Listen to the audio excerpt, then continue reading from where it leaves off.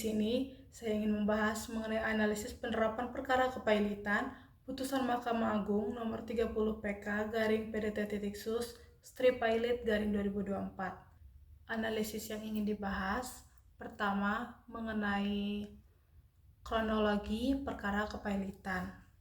Perkara ini bermula dari kepailitan PT Asli Motor Klaten dan Purnomo Budi Santoso berdasarkan putusan Pengadilan Niaga pada PN Semarang nomor 12 garing PDT.Sus strip pailit garing 2020 garing PN Niaga Semarang.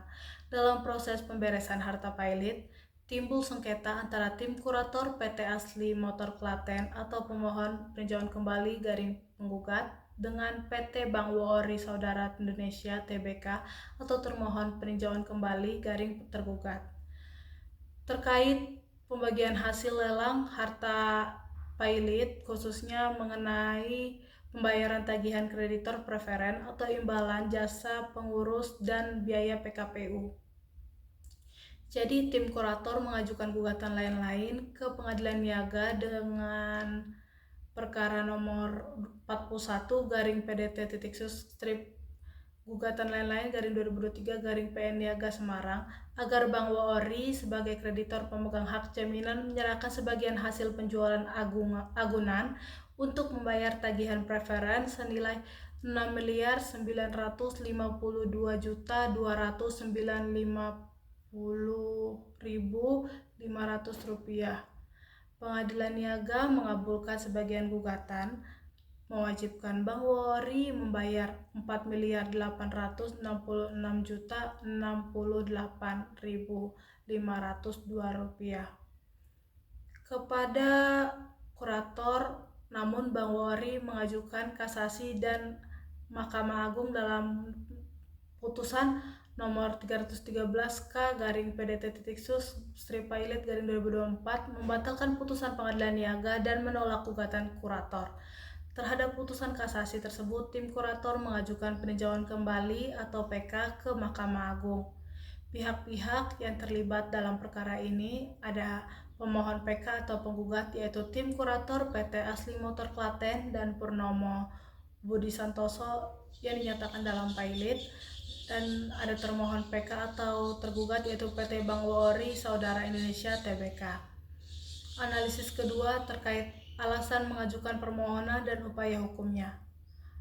Alasan tim kurator atau pemohon PK atau penggugat ini karena kurator berpendapat bahwa sesuai pasal 60 ayat 2 Undang-Undang Kepailitan dan PKPU, kreditor pemegang hak jaminan dalam hal ini Bank WORI wajib menyerahkan bagian dari hasil penjualan agunan untuk membayar tagihan yang diistimewakan atau preferen, yaitu imbalan jasa pengurus dan biaya PKPU. Kurator merasa hak mereka sebagai kreditor preferen belum dipenuhi oleh Bank WORI, sehingga mengajukan gugatan lain-lain dan menuntut pembayaran sejumlah 6.952.295.500 rupiah.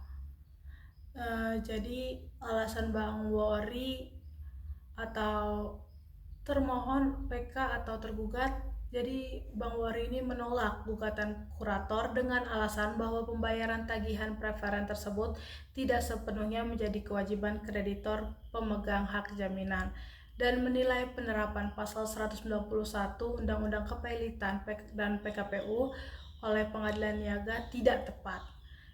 Alasan pembenar dari Undang-Undang Kepailitan dan PKPU ini ada pada pasal 60 ayat 2 Undang-Undang Kepailitan dan PKPU yang mengatur bahwa kreditor pemegang hak jaminan wajib menyerahkan bagian hasil penjualan agunan untuk membayar tagihan yang diistimewakan.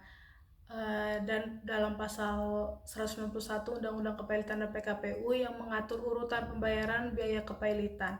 Namun dalam kasus ini objek sengketa adalah tagihan preferen atau imbalan jasa pengurus dan biaya PKPU, bukan biaya kepailitan.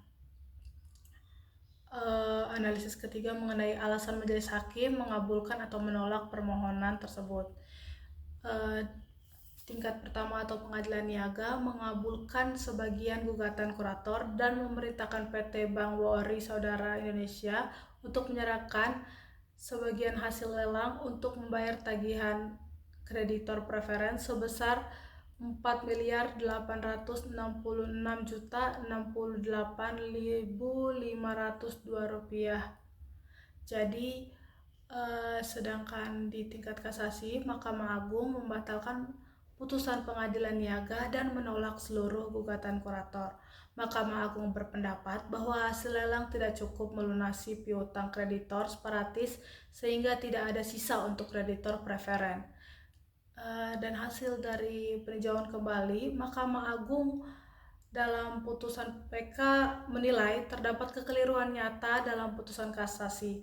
Hakim PK menegaskan bahwa objek gugatan adalah tagihan kreditor preferen atau imbalan jasa pengurus dan biaya PKPU, bukan biaya kepailitan, sebagaimana dimaksud dalam pasal 191 Undang-Undang Kepailitan. Oleh karena itu, penerapan pasal 191 oleh Judex Jurix dianggap tidak tepat. Mahkamah Agung menegaskan kembali bahwa dalam pasal 60 ayat 2 Undang-Undang Kepailitan memberikan hak kepada kreditor preferen untuk didahulukan pembayarannya dari hasil penjualan agunan sebagaimana juga diatur dalam ayat 1 dan 3 pasal tersebut. Dengan demikian permohonan PK dikabulkan, putusan kasasi dibatalkan, dan putusan pengadilan niaga yang mengabulkan sebagian gugatan kurator dikuatkan. Yang analisis keempat terkait akibat hukum putusan terhadap debitor. Jadi kreditor dan pihak ketiga terhadap debitor atau PT Motor Klaten dan Purnomo Budi Santoso tidak secara langsung terpengaruh dalam hal pembagian hasil lelang karena proses pemberesan harta pailit tetap berjalan sesuai dengan ketentuan yang berlaku. Namun putusan ini memastikan bahwa tagihan preferen atau imbalan jasa pengurus dan biaya PKPU harus dipenuhi terlebih dahulu sebelum sisa hasil penjualan dibagikan kepada kreditor lain. Terus yang kedua, terhadap kreditor separatis atau PT Bank BRI Saudara Indonesia Tbk wajib menyerahkan sebagian hasil penjualan agunan kepada kurator untuk membayar tagihan preferen sesuai ketentuan pasal 60 ayat 2 Undang-Undang Kepailitan dan PKPU.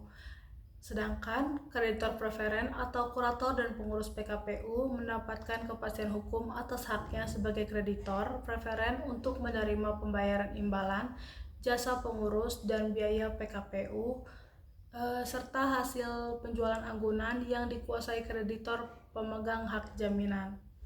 Yang ketiga adalah pihak ketiga.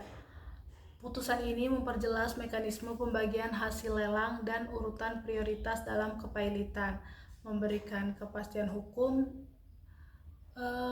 bagi para pihak yang berkepentingan dalam proses kepailitan sesuai dengan penafsiran dan pandangan masing-masing demi kedaulatan negara. Yang terakhir, kesimpulan dari putusan ini. Putusan ini memperjelas mekanisme pembagian hasil lelang dan urutan prioritas dalam kepailitan. Selain itu, putusan ini juga memberikan kepastian hukum bagi para pihak yang berkepentingan dalam proses kepailitan sesuai dengan penafsiran dan pandangan masing-masing demi kedaulatan negara. Sekian presentasi dari saya akhiri. Mohon maaf bila ada salah kata. Wassalamualaikum warahmatullahi wabarakatuh.